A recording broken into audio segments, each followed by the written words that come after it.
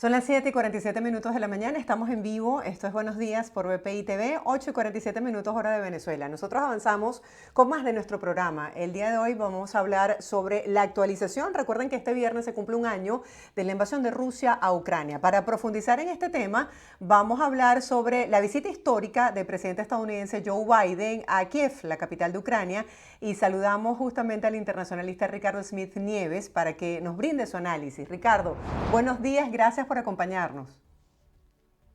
¿Qué tal, Marjorie? Un gusto estar nuevamente con ustedes en esta coyuntura tan interesante e irrelevante para el mundo.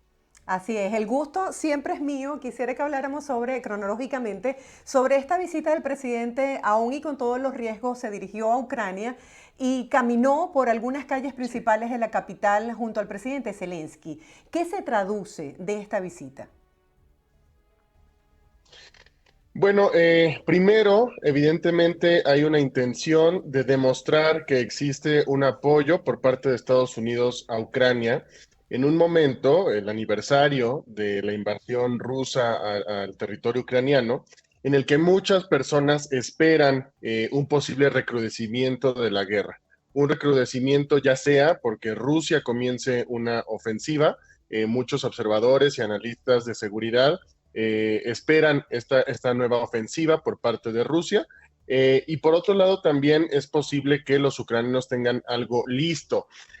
Sobre todo los ucranianos, una de sus estrategias en el corto plazo es hacer uso de todos estos nuevos armamentos que en semanas anteriores, desde inicios de este año, hemos escuchado en las noticias que van a enviarse desde Estados Unidos y de Europa.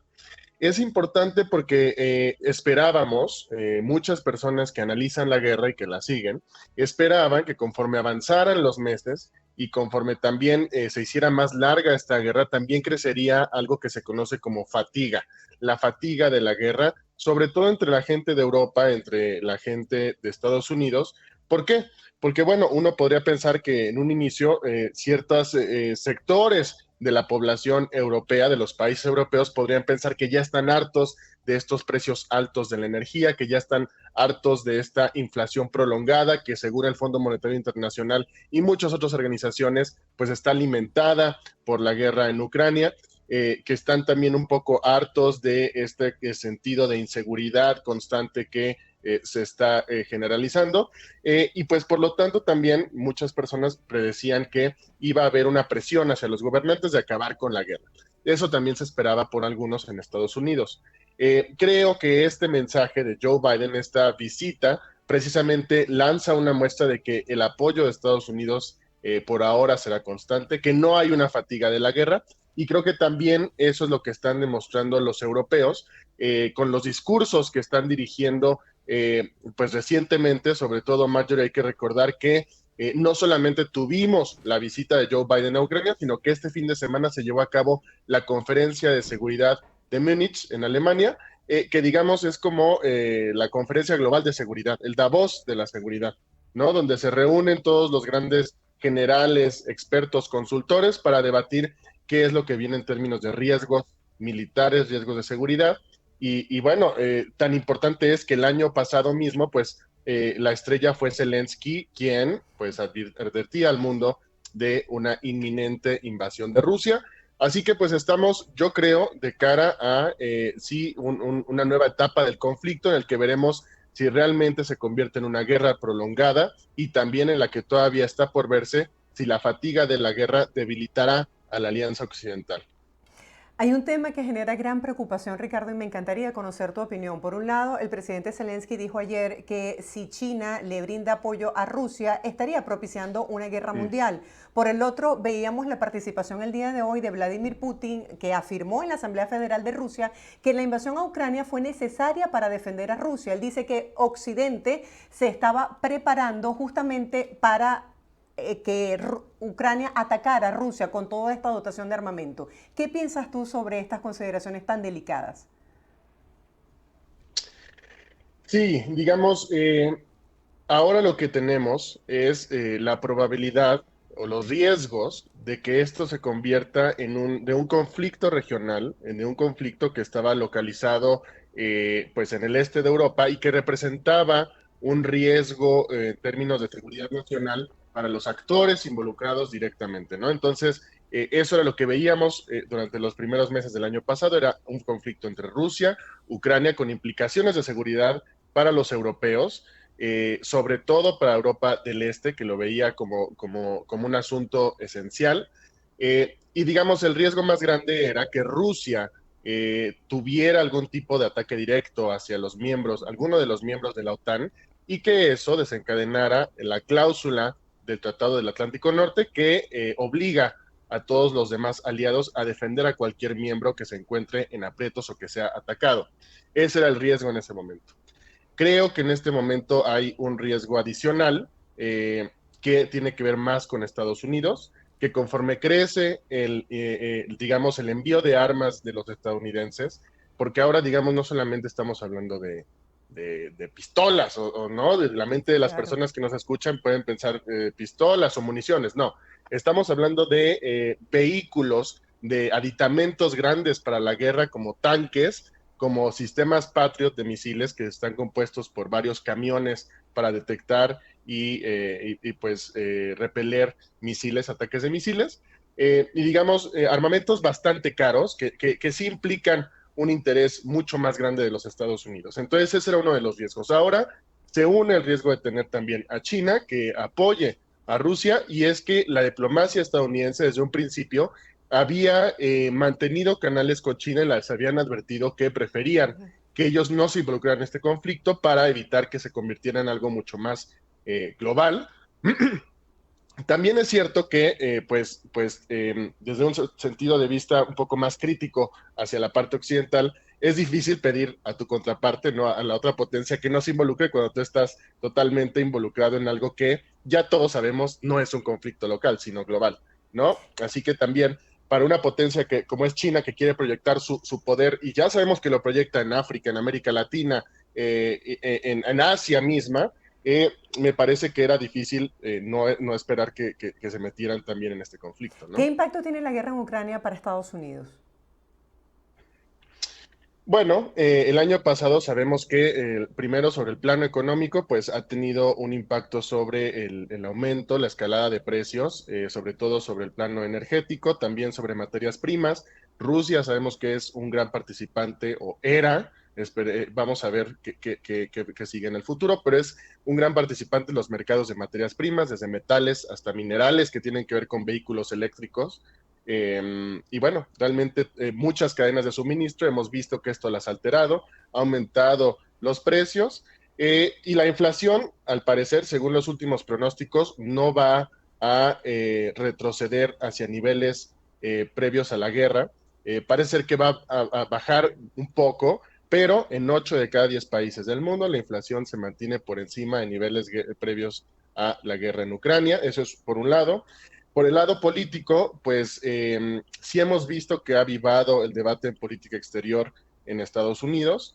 Yo creo que uno de los temas más interesantes de este año va a ser si, digamos, la resistencia a esta posición global de los Estados Unidos y este involucramiento en Ucrania, esa resistencia que viene desde un sector de los republicanos, se mantiene o si va a aplacarse, sobre todo en vista de que crece el consenso sobre el centro político, pues en el apoyo a Ucrania. También hay una crítica importante al apoyo a Ucrania que viene desde los sectores más extremos de la izquierda, del Partido Demócrata. Sabemos que los progresistas pues quieren replantear esta visión global de los Estados Unidos.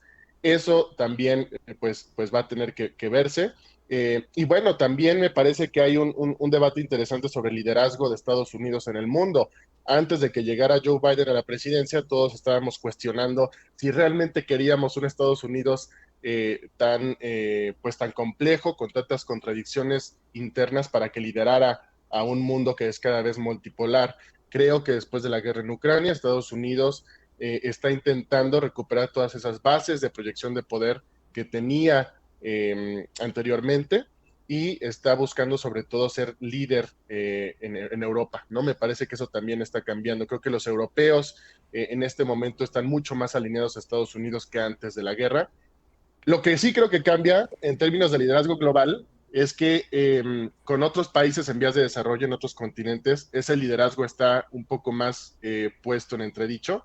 Países muy poderosos están emergiendo como Arabia Saudita, Sudáfrica en África. Turquía misma ha jugado un papel importante y no se ha querido alinear completamente con Estados Unidos.